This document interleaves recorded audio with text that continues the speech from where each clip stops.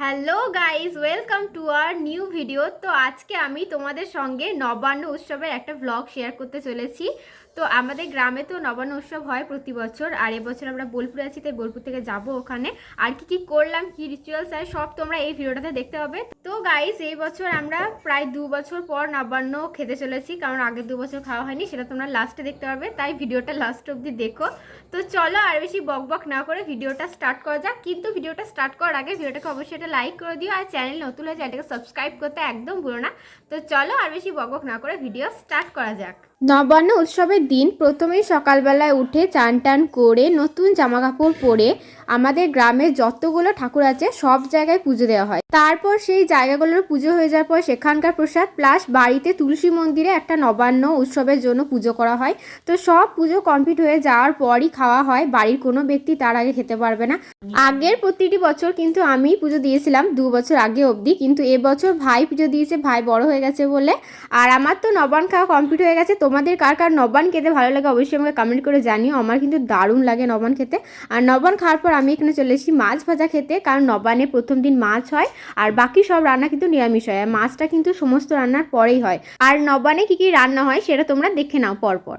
প্রথমেই হয় 5 রকমের ভাজা, শাক ভাজা, আলু ভাজা, মূলো ভাজা, বেগুন ভাজা। আমাদের কিন্তু একরকম ভাজা হয়নি, মানে কম ছিল একটা।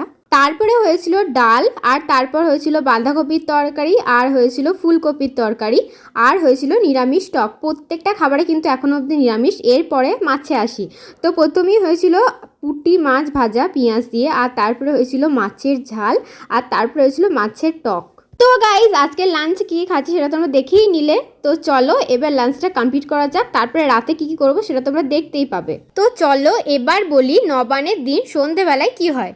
সন্ধেবেলা ব্রাহ্মণ বাড়ি থেকে চাল আসে, তো সেই চালটা খেয়ে একটা মন্ত্র বলতে হয়। আর সেই চালটা কিন্তু চিবিয়ে খেলে হয় না, গিলে খেতে হয়। নই পুরনো নারী চারি, পুরনো খাই নতুন বাঁধি, জন্ম জন্ম এই করি। তো এই ছড়াটা বলার পর চালটা গিলে খেয়ে নিতে হয়। আর আমি আর ভাই এখন দেখো একটু খেলা করছি। আর তার পরের দিন যেটা হয়, মানে নবান্নের পরের দিন যেটা হয় সেটাকে বলে বাসি নবান্ন। আর সেদিন কিন্তু মাছ হয় না, সেদিন হয় খাসির মাংস, না হলে তোমার মুরগির মাংস। তো আমাদের বাড়িতে হয়েছিল চিকেন, আর আমি এখন চিকেন কষা টেস্ট করে দেখছি। তো কাকা বলেছিল যে চিকেন বিরিয়ানি করতে, তাই আমাদের বাড়িতে হয়েছিল চিকেন কারি আর তার সঙ্গে এগ চিকেন বিরিয়ানি। তো বিরিয়ানিটা এখন প্রায় রেডি হয়ে গেছে, এখন দম দেওয়ার পালা। তো চলো বিরিয়ানিটা দমে দেওয়া হোক, তারপরে যা করবো তোমরা দেখতে পাবে। আর এখন দেখো বিরিয়ানি পুরো রেডি হয়ে গেছে, শুধু চালটা একটু বেশি সিদ্ধ হয়ে গেছিলো, বাকি তোমার টেস্ট কিন্তু দারুণ হয়েছিল। আর গাইস, বিরিয়ানির রেসিপি যদি তোমরা দেখতে চাও তাহলে চ্যানেলে দেয়া আছে, এই ভিডিওটার পরেই তোমরা পেয়ে যাবে।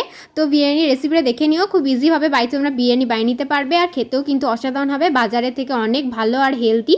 আর এইভাবেই কিন্তু নবান্নের 2 দিন খাওয়া দাওয়া করে এনজয় করে কেটে যায়। অনেক অনেক জায়গায় ঠাকুর আসে, অন্নপূর্ণা ঠাকুর, কার্তিক ঠাকুর। আমাদের এখানেও এসেছিল অন্নপূর্ণা ঠাকুর, আর সেটা ভিডিওটা কিন্তু করা হয়নি, যেহেতু আমি ঘর থেকে খুবই কম বেরোয়, সেজন্য ভিডিওটা করা হয়নি।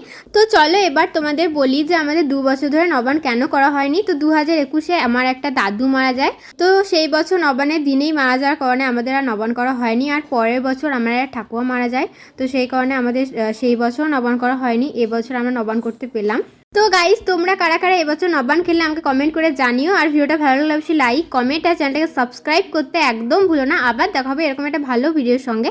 আর এই ভিডিওটার পরে আসবে পৌষ মেলা ব্লগ, মানে বোলপুর শান্তিনিকেতন পৌষ মেলা। তোমাদেরকে আমি সব ডিটেলসে বলে দেবো যে তোমরা কীভাবে আসবে ট্রেনে চেপে, তারপরে কীভাবে টোটো ধরবে আর কোথায় যাবে। তো তার জন্য ওয়েট করো, খুব তাড়াতাড়ি আসছে ব্লগটা। খুব ভালো থেকো তোমরা সবাই, টাটা। আর ভিডিওটা কিন্তু শেষ পর্যন্ত দেখো।